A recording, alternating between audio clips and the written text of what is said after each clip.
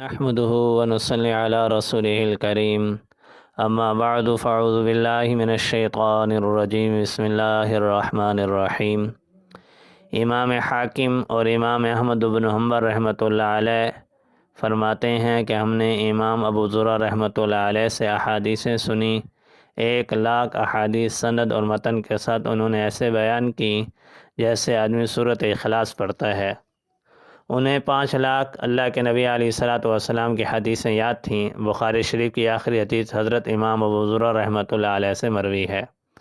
ابو زرع رحمۃ اللہ علیہ انتقال کے وقت بیمار تھے، بے ہوش ہو گئے تو محدثین آئے، انہوں نے آ کر کلمے کی تلقین کی۔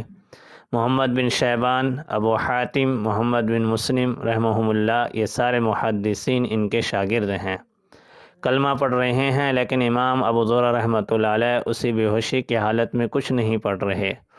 ان محدثین نے سوچا کہ انہوں نے ساری زندگی حدیث سند کے ساتھ پڑھی ہے، چنانچہ انہیں تلقین بھی سند کے ساتھ کی جائے، شاید یہ تلقین قبول کریں۔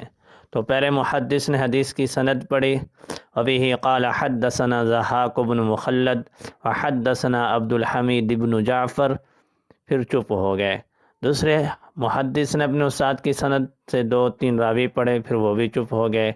اسی بے ہوشی کی حالت میں امام ابو زرع رحمۃ اللہ علیہ نے حدیث شروع کی۔ وبہ قال حدثنا بندار قال حدثنا ضحاک بن مخلد قال حدثنا معاذ بن جبل رضی اللہ عنہ عن رسول اللہ صلی اللہ علیہ وسلم قال رسول اللہ صلی اللہ علیہ وسلم من قال لا الہ الا اللہ، یہ پڑھتے ہی روح پرواز کر گئی۔ دخل الجنہ کے الفاظ رہ گئے۔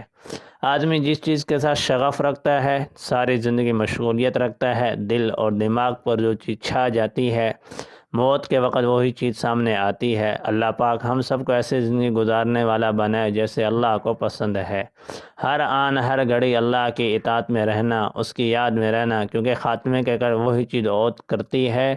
ساری زندگی جس کے ساتھ آدمی کا مشغلہ رہا، آدمی کی سوچ رہی، جس کو پڑھتا پڑھاتا رہا، جس کو یاد کرتا رہا، موت کے وقت بھی وہی چیز یاد آتی ہے۔ اللہ ہمیں بھی دین کے مطابق زندگی گزارنے کی توفیق عطا فرمائے۔